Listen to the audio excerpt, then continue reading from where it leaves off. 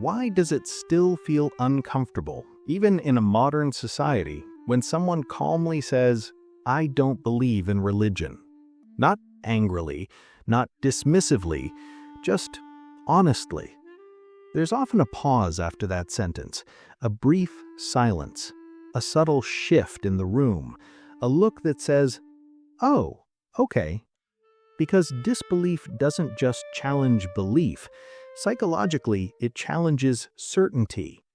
For many people, religion is not only about God, it's about structure, order, belonging, moral clarity, a sense that someone is in control when life feels chaotic. Religion offers answers before the questions become unbearable. So when someone chooses not to believe, it can feel destabilizing, even if they're not trying to convince anyone of anything. But people who don't believe in religion are not a single personality type. They're not all angry, they're not all rebellious, they're not all trying to sound intelligent. Most of them didn't wake up one day and decide to reject faith. They arrived there slowly, quietly, through questions that refuse to go away. Not hostile questions, honest ones. Why does belief change depending on geography? Why are certain moral truths considered universal, but only within specific religions? Why is doubt treated as danger instead of curiosity? Why does fear play such a strong role in obedience? For some minds, these questions don't dissolve with age. They compound. And at a certain point, belief begins to feel less like faith and more like pressure. Not because they want to reject tradition, but because pretending certainty feels dishonest. One of the strongest psychological traits among non-religious people is intellectual honesty. They struggle to accept ideas purely because they're comforting. Comfort alone doesn't satisfy them. They need coherence. When beliefs conflict with observed reality, internal tension grows, and the human mind is wired to reduce contradiction. So some people choose uncertainty over false certainty, not because doubt feels good, but because it feels clean. Another major difference is where authority lives. Religion often places authority outside the individual. Sacred texts, institutions, divine command, tradition passed down without negotiation. People who don't believe in religion often place authority internally. They trust reasoning, evidence, empathy, personal responsibility. This does not make them amoral. In fact, many become deeply intentional about morality, because without divine surveillance, ethics become a conscious choice.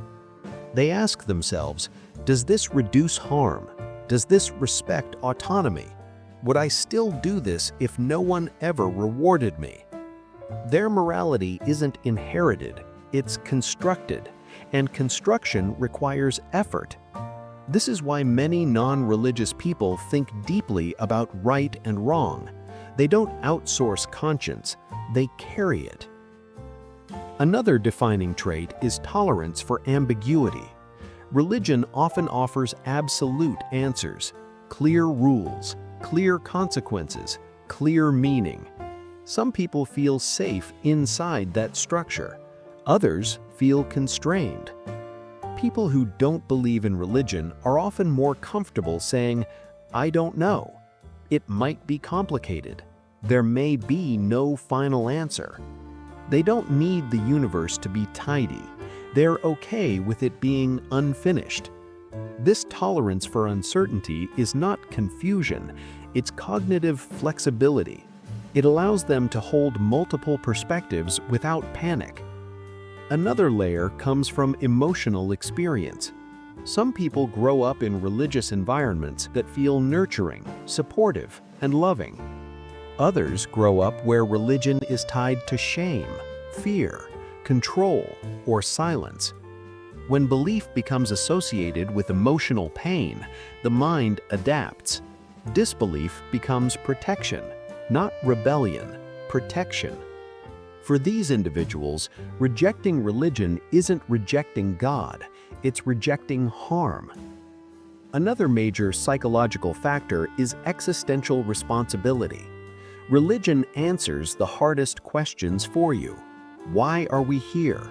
What happens after death? What gives life meaning? When someone doesn't believe in religion, those questions don't vanish. They become heavier, because now meaning is not assigned, it must be created. That means facing mortality without guarantees, facing suffering without divine explanation, facing loss without cosmic reassurance. This is psychologically demanding. People who don't believe in religion often carry a quiet existential weight. They know there may be no promised afterlife, so life becomes precious, urgent, dense with meaning. They don't postpone purpose, they compress it into the present through relationships, through contribution, through curiosity, through compassion. If you're listening to this and parts of it feel uncomfortably familiar, I'm curious, not to argue, not to label, just to understand. What made you question religion in the first place, or what keeps you grounded in belief? You don't have to explain it perfectly. A few honest words in the comments is enough. Another misconception is emotional emptiness. Non-religious people are often assumed to lack depth. In reality, many feel intensely. They experience awe without worship, grief without ritual, love without doctrine. Their emotions are not filtered through belief systems.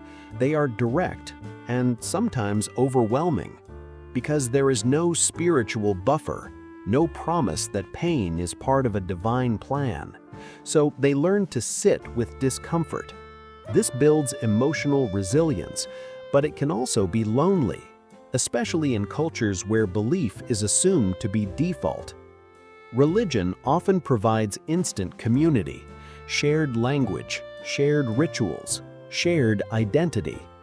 People who don't believe often have to build belonging intentionally through shared values, shared curiosity, shared humanity. This effort makes them selective, not antisocial, selective. They don't want belonging at the cost of authenticity. Another key trait is resistance to fear-based motivation. Many belief systems rely at least partially on fear. Fear of punishment, fear of judgment, fear of hell. Some minds reject fear as a moral guide. They don't want to do good because they're threatened. They want to do good because they care.